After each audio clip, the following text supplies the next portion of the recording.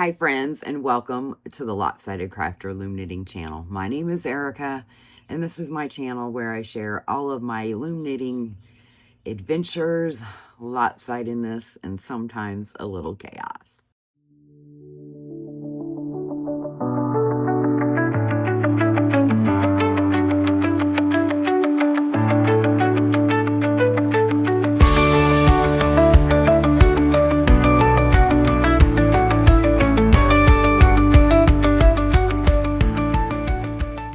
Today, the time has come. She's coming off of the loom. I mentioned in a previous video, I just was not feeling it, but I want to save the cuff.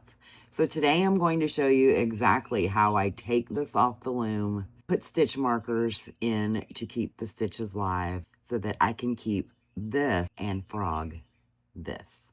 So let's head to the table. To do this, you will need your stitch markers. I highly suggest the light bulb style stitch markers because they are pretty much the same gauge as your fingering weight yarn. But the first thing we're going to do is just take it off the loom. And I just lightly pop every loom off. And I kind of hold my finger here in the back. It does somewhat help to maintain the stitch. You don't want to yank it, especially if you are only wanting to take your project off and rip out a couple rounds. It's easier if you just kind of lift the stitch over. That way you're kind of somewhat maintaining what you've worked on back here.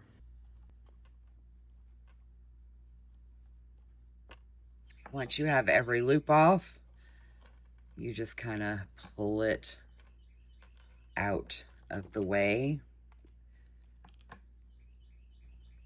and set your loom to the side. And this is what you've got. Now, if you're only wanting to pull out a few rounds, you want to look for your tail. Your tail is going to give you a lot of information. So my tail is right here. So that means that this is my first round. This is my beginning of round stitch right here. And I know that because I start with a knit 2.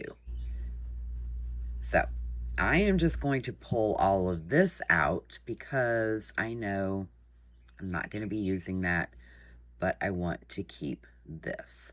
So if you are pulling out a lot of rounds like I am here, it is okay just to grab your ball and start winding. And you're just going to be pulling those stitches out. If you are only going a couple of rounds, that's when you want to go a little slower. Pull out the amount of yarn that you are wanting to frog. And I will show you what to do, or at least what I do next. Okay, I wanted to show you this part in case you don't want to rip it all the way down to the color change. I know that this is my beginning of round stitch. So then I would just lightly pull those stitches out to right there. And then the first thing I would do is put a stitch marker in that loop right there where the yarn is coming out. So that's what you would do if you aren't going down to a part where you changed colors. But because I know that I can safely frog all of this remaining striped yarn. Almost to where I want to stop. So I'm just pulling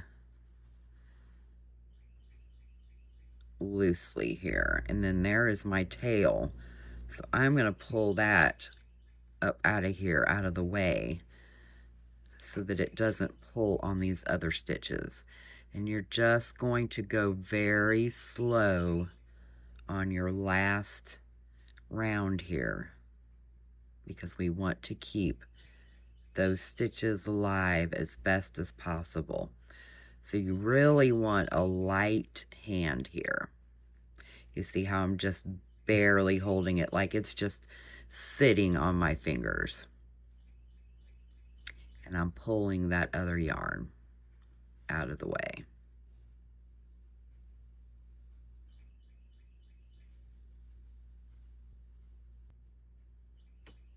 And there. Now it's out and I have my cuff. So I finish winding this yarn over here. Set it aside. Now, the first thing I like to do, like I said, is I like to put a stitch marker in the stitch that is holding the yarn. So I'm looking for that tail. And here's my tail. And there is the last stitch. And I'm going to put a different stitch marker into that live loop there from the working yarn tail. And the reason I do that is because I know that that stitch, well, and the one next to it, because it did go one too far. So let me grab another one. Put that stitch marker in. I kind of just move that tail out of the way there so you can see what I'm doing.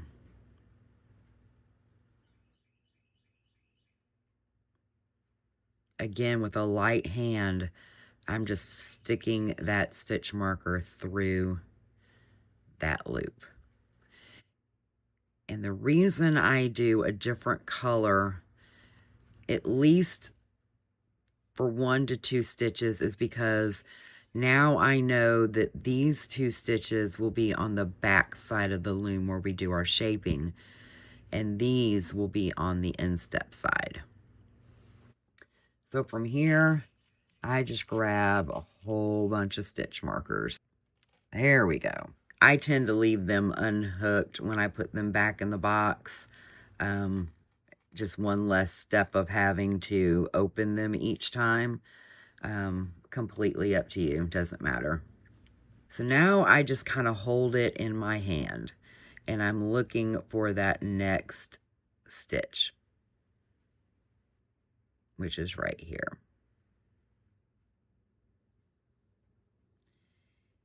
If you end up dropping a stitch, meaning the ladder pulls out and your stitch goes down 1 row below or even 2 rows below, that's fine. Just grab the loop that is still live. You can always fix those drop stitches when you're putting it back on the loom. This does take a little bit of time, but I feel it's faster than having to take your whole project out. And it doesn't matter which way you put it, your stitch marker in. You can come from the back or you can come from the front. It doesn't matter. Just make sure that you get all of those stitches picked up. And see, if you don't tug to the project, if you just kind of lightly hold it, at least for socks anyway, you can get those stitch markers in there pretty easily. The knit stitches kind of want to roll to the front, and your purl stitches are going to roll to the back. Try not to split your yarn when you're putting the stitch markers in, but if you do, just know that it's okay. So you see how these are here and it would look like you would go here next? No, you don't. Your purl stitches are there in the back. So don't forget those little guys. If you miss 1 or 2, it's not the end of the world. You can fix it when you put it back on the loom. But you want to try your best to get all of those stitches picked up.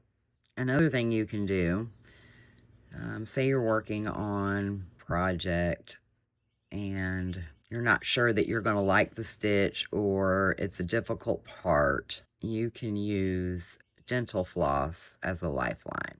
So if you'd like to see that, let me know. The next time I use dental floss for something, I can show you what I'm talking about there too. But that's really all there is to it.